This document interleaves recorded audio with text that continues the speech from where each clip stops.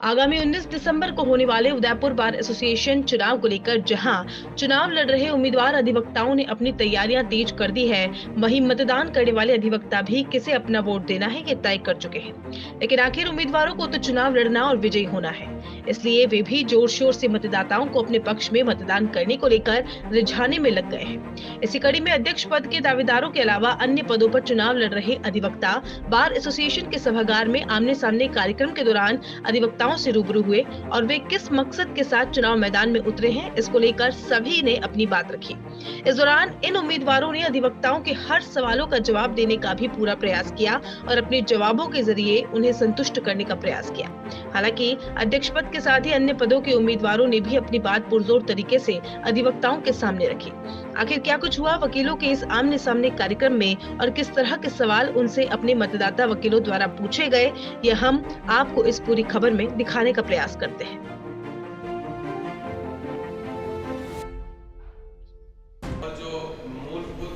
Udaipur bar association 2021 के चुनाव आगामी 19 दिसंबर को होने वाले हैं। इसी चुनाव को लेकर न्यायालय परिसर में चुनावी हलचल देखने को मिल रही है। इस समय मेरे साथ अध्यक्ष पद के 3 दावेदार हैं जो अपनी अपनी कवायद शुरू कर चुके हैं। हमारे साथ इस समय तीनों दावेदारों से हम बात करेंगे और जानना चाहेंगे कि न्यायालय परिसर के ऐसे कौन से ज्वलंत मुद्दे हैं जो अभी अधिवक्ताओं से वार्ता में उनके सामने आए हैं और उनका निराकरण करने के वो प्रयास करेंगे। जी सर। सबसे बड़ी समस्या न्यायालय परिसर की आपने बात की है, तो न्यायालय परिसर की सबसे बड़ी समस्या पार्किंग समस्या है। पार्किंग समस्या के बारे में हम लोग हमारे जजेस और हमारी जो कार्यकारिणी होगी मिल बैठ करके और इसका समाधान ढूंढेंगे और निश्चित तौर पे हमें इसका समाधान करना पड़ेगा, क्योंकि हमारे एडवोकेट्स के जो व्हीकल हैं वो सारे बाहर पड़े हुए हैं, वो डैमेज भी होते हैं, चोरी भी होते हैं, तो उससे भारी समस्या हो रही है। और यदि हम लोग इच्छा शक्ति के साथ लगेंगे तो इसका निराकरण अवश्य तौर पर 2022 में कर लेंगे। इसके अलावा भी सर हमने देखा है कि कई ऐसे मुद्दे हैं जो अभी आपके अधिवक्ताओं ने आपके सामने रखे हैं, आपने दावेदारी की है। किस तरीके का निराकरण होगा? महिला अधिवक्ताओं को लेकर भी कुछ मुद्दे, कुछ समस्याएं आपके सामने आई है, उनका निराकरण कैसे होगा?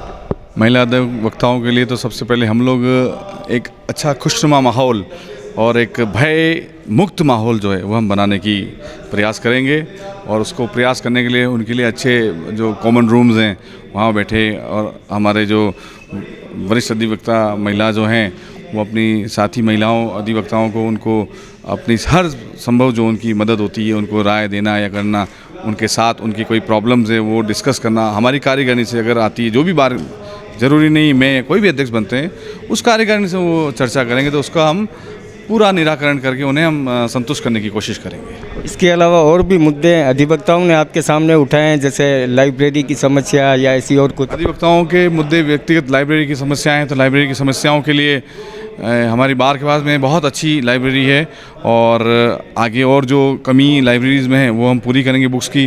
दूसरा ये कि अधिवक्ताओं को ज़्यादातर जजेस के व्यवहार से बड़ी परेशानी आती है, लेकिन ताली एक हाथ से नहीं बजती है, मेरा ये मानना है। और आप जब तक विनम्र नहीं होंगे, क्योंकि हमारे अभी जो डीजे साहब थे अभी उन्होंने एक अपना उद्बोधन दिया था, उन्होंने व्यक्तिगत रूप से बात की थी, जिस तरह की आप आवाज़ निकालोगे ना वो वापस रिबाउंड होकर वापस आपके पास आएगी। तो हम प्रयास करेंगे कि दोनों में सामंजस्यता बनी रहे और अच्छे हम लोग कार्य कर सकें। आपके सामने किस तरीके के मुद्दे अभी आए हैं? अधिवक्ताओं से आपने बात की, खुल के बात की, आमने सामने बात हुई है। महिला अधिवक्ताओं को लेकर भी कुछ समस्याएं आई है, जैसे बाहर से जो अधिवक्ता यहाँ आती है उनके बैठने की व्यवस्था को लेकर, उनके टॉयलेट या अन्य व्यवस्था जैसी भी है, इनका निराकरण आप कैसे करेंगे? हाई कोर्ट बेंच का मुद्दा सालों पुराना है, आप संघर्षरत है, लेकिन वो हो नहीं पा रहा है। जहाँ तक महिला अधिवक्ताओं का प्रश्न है, महिला अधिवक्ताओं को बैठने के लिए कॉमन रूम वगैरह बना हुआ है, लेकिन उसको और अच्छे तरीके से जिसमें सारी सुविधाएं मौजूद है उसके लिए मैं प्रयास करूँगा। बाहर से आने वाले जो अधिवक्ता है उनके बैठने के लिए भी व्यवस्था के लिए मैं कोशिश पूरी करूँगा कि वहाँ आराम से बैठ पाए। गर्मियों में वगैरह पंखे वगैरह हर साइड में लगे पंखे, ये मेरा प्रयास रहेगा। अधिवक्ताओं के 40 साल के अथक प्रयासों और लंबे संघर्ष के बावजूद भी आज तक हाईकोर्ट बेंच मेवाड़ को और उदयपुर को नहीं मिल पाई है। इसके लिए ऐसे कौन से लंबे संघर्ष आप लोग करने वाले हैं? जैसा अभी हमने सुना है आप मुख्यमंत्री से बात करना चाहें कि तो कैसे इसका समाधान होगा, कैसे ये हाईकोर्ट बेंच उदयपुर को मिलेगी?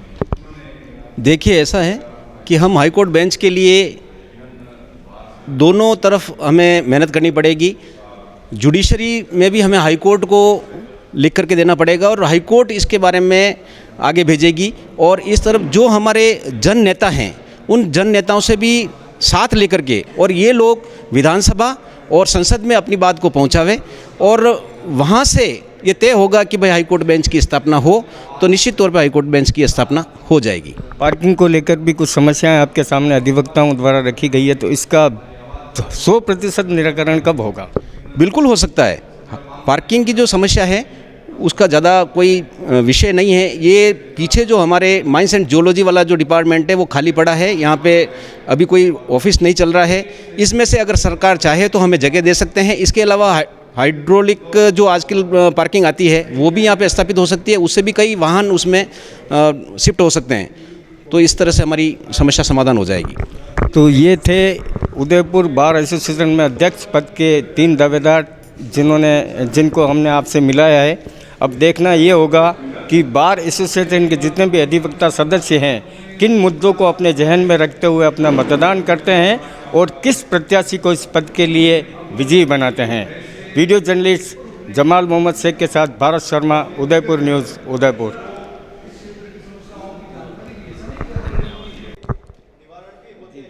बार एसोसिएशन उदयपुर 2 वर्ष अंतराल बाद 2022 कार्यकारिणी के चुनाव है, तो 19 दिसंबर को मतदान है।